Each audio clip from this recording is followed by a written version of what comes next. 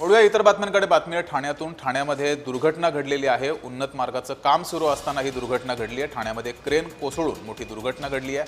सुदैवाने यामध्ये कोणतीही जीवितहानी झाली नाही आहे. मात्र कोपरी उड्डाण पुलाजवळ ही मोठी दुर्घटना घडली. क्रेन कोसळल्याची घटना घडली, त्यामुळे मोठ्या प्रमाणात वाहतूक कोंडी झाली होती. दरम्यान वाहतूक पोलिसांकडून इथली वाहतूक कोंडी स्थिर सावर करण्यासाठी सोडवण्यासाठी प्रयत्न सुरू आहेत. ठाण्याहून मुंबईच्या दिशेनं जाताना मोठी वाहतूक कोंडी झाली आहे.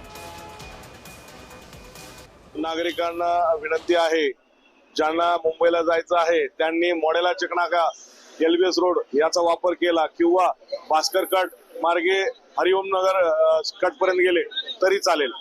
याप्रमाणे त्यांनी आपल्या डायव्हर्जन रूटवर जावं. त्या ठिकाणी आपण आपला जो स्टाफ आहे पूर्ण 4 PI आणि 30 ते 35 कर्मचारी आपण या दरम्यानच या सर्व डायव्हर्जन रूटवर लावलेले आहेत.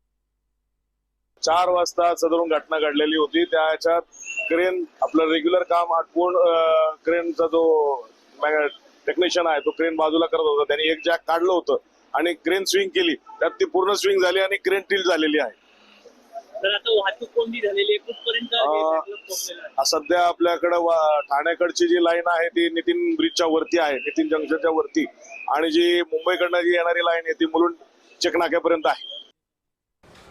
अधिक माहिती घेऊया. आपले प्रतिनिधी कुणाल बोहिटे आपल्यासोबत जोडलेले आहेत. कुणाल, ही दुर्घटना कधी घडलेली आहे आणि सध्या वाहतुकीची काय स्थिती आहे?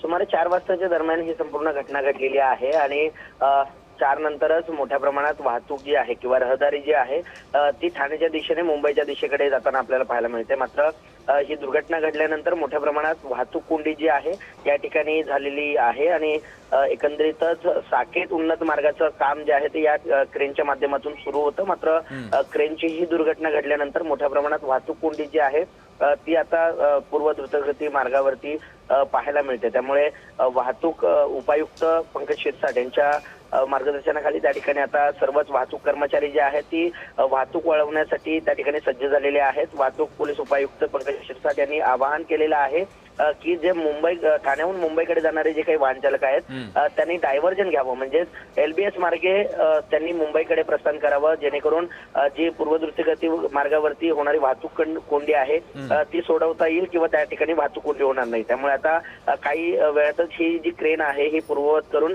वाहतूक जी आहे ती सुरळीत करण्याचा प्रयत्न वाहतूक शाखेचा आहे. ठीक आहे कुणाल, धन्यवाद दिलेल्या माहितीबद्दल.